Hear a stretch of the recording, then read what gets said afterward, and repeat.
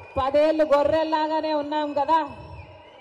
5 ఏళ్ళేమో చంద్రబాబు గారిని నమ్మి గొర్రెలయ్యాం, ఇంకొక 5 ఏళ్ళేమో జగనన్న గారిని నమ్మి గొర్రెలయ్యాం. 10 ఏళ్ళు గొర్రెల్లాగా ఉంటే ఏమైంది? ఈరోజు మనం బలి ఇస్తున్నారు. అందుకే సింహాలలాగా ఉండండి అన్నాడు అంబేద్కర్ గారు. సింహంని చూస్తే ఎవరికైనా బలి ఇయ్యబుద్ధి అవుతుందా? ఏమన్నా సింహం చూస్తే ఎవరికైనా బలి ఇయ్యబుద్ధి అవుతుందా? గొర్రెను చూస్తే ఏమవుతుంది? గొర్రెను చూస్తే ఏం చేయబుద్ధి అవుతుంది? బలి ఇయ్యబుద్ధి అవుతుంది. అందుకే మనం సింహాలు అవ్వాలి, ఒక్కొక్కరు ఒక్కొక్క సింహం అవ్వాలి.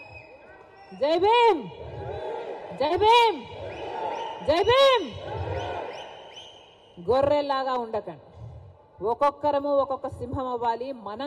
మనం మటుకే కాదు, రాష్ట్రంలోని యువత అంతా, రాష్ట్రంలోని ప్రజలు అంతా ప్రత్యేక హోదా కోసం ఉద్యమించే ఒక్కొక్క సింహం అవ్వకపోతే మనకు ప్రత్యేక హోదా రాదు. ఇంకొక మహానుభావుడు అన్నాడు, పోరాడితే పోయేదేముంది బానిసత్వం తప్ప అని. కాబట్టి పోరాడాలి.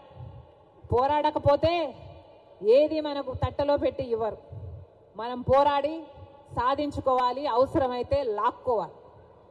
అలా తయారైంది లోకం తీరు. 10 ఏళ్ళు గమ్మనున్నామే, 10 ఏళ్ళు ఊసే లేకుండా ఉన్నామే. ప్రత్యేక హోదా ఇచ్చారా ఎవరైనా? పట్టించుకున్నారా ఎవరైనా? బీజేపీ పార్టీ ఇచ్చిందా మన మంచితనం చూసి? చంద్రబాబు గారు మన కోసం కొట్లాడారా మన మంచితనం చూసి? జగన్మోహన్ రెడ్డి గారు కొట్లాడారా మన మంచితనం గురించి? మన రాష్ట్రానికి పోలవరం ఇచ్చారనా? మన రాష్ట్రానికి ప్రత్యేక హోదా ఇచ్చారనా?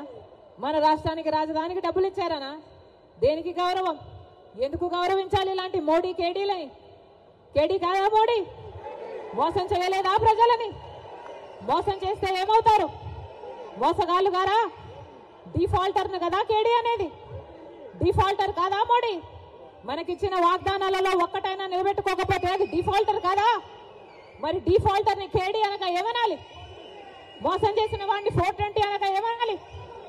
మోడీ 420 అయితే, మోడీ కేడీ అయితే చంద్రబాబు గారు కూడా కేడీయే, జగన్మోహన్ రెడ్డి గారు కూడా కేడీయే, జగన్మోహన్ రెడ్డి గారు కూడా 420, చంద్రబాబు గారు కూడా 420. మన రాష్ట్ర హక్కు, మన బిడ్డల హక్కు ప్రత్యేక హోదా. ఈరోజు ఎంతమంది విలువనిస్తున్నారు ప్రత్యేక హోదా గురించి? ఎంతమంది పట్టించుకుంటున్నారు ప్రత్యేక హోదా గురించి? అసలు ప్రత్యేక హోదా మన రాష్ట్రానికి వచ్చునుంటే ఈ పాటికి ఎక్కడుండును మన రాష్ట్రం? 15 లక్షల కోట్ల రూపాయలు విలువ చేసే ప్రత్యేక హోదా వచ్చుంటే మన పోలవరం మనం కట్టుకోలేమా? మన రాజధాని మనం కట్టుకోలేమా? ఎంత మేలు జరిగింది మన బిడ్డలకు. ఏ రాష్ట్రానికన్నా మన రాష్ట్రం ఎందుకు తక్కువ ఉండాలి? బాధ లేదా? ప్రత్యేక హోదా వచ్చునుంటే మన రాష్ట్రం ఎక్కడో ఉండుండే. రాజశేఖర్ రెడ్డి గారు మన రాష్ట్రం గురించి, మన రాష్ట్ర ప్రజల గురించి ఎంత ఆలోచన చేశాడు. ఉందా ఈ నాయకులకు ఆలోచన? చంద్రబాబు గారికి ఉందా? పోనీ జగనన్న గారు రక్తం పచ్చుకుని పుట్టారు కదా, ఉందా జగనన్న గారికి ఆలోచన? రాజశేఖర్ రెడ్డి గారు జలయజ్ఞంలో ప్రాజెక్టులు 54 ప్రాజెక్టులు మొదలు పెట్టాడు. ఆంధ్ర రాష్ట్రంలో 12 ప్రాజెక్టులు పూర్తి చేస్తే 42 ప్రాజెక్టులు ఇంకా అలాగే ఉంటే ఏమన్నాడు జగనన్న గారు? నేను 6 నెలల్లో పూర్తి చేస్తానన్న జగనన్న గారు రాజశేఖర్ ఇదేనా మాట నిలబెట్టుకోవడం అంటే? మడమ తప్పకపోవడం అంటే? ఇచ్చిన మాటను మడత పెట్టారు కదా. మీరా రాజశేఖర్ రెడ్డి గారి వారసు? ఆలోచన చేయాలి. రాష్ట్ర ప్రజలందరూ కూడా ఆలోచన చేయాలి. ఈరోజు వ్యక్తిగత కారణాల కోసం రాజశేఖర్ రెడ్డి బిడ్డ ఆంధ్ర రాష్ట్ర రాజకీయాలలో అడుగు పెట్టలేదు.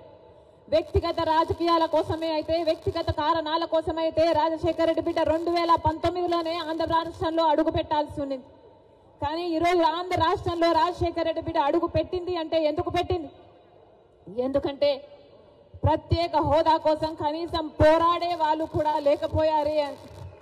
మనం పోరాడకపోతే ఆంధ్ర రాష్ట్రంలో ప్రత్యేక హోదా ఎప్పటికీ రాదు. కాబట్టి ప్రత్యేక హోదా ఇస్తానన్న ఏకైక వ్యక్తి రాహుల్ గాంధీ గారు. మొట్టమొదటి సంతకం రాహుల్ గాంధీ గారు ప్రత్యేక హోదా మీద పెడతానన్నారు. కాబట్టే ఆ మాట పట్టుకొని రాజశేఖర్ రెడ్డి బిడ్డ ఈరోజు ఆంధ్ర రాష్ట్రంలో అడుగుపెట్టింది.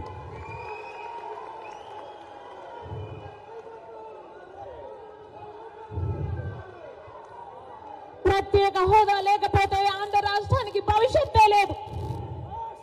ప్రత్యేక హోదా లేకపోతే ఆంధ్ర రాష్ట్రం అభివృద్ధి చెందదు అని 10 సంవత్సరాలుగా చూసామా లేదా? మరి ప్రత్యేక హోదా మనకు లేకపోతే ఆంధ్ర రాష్ట్రం జరగకపోతే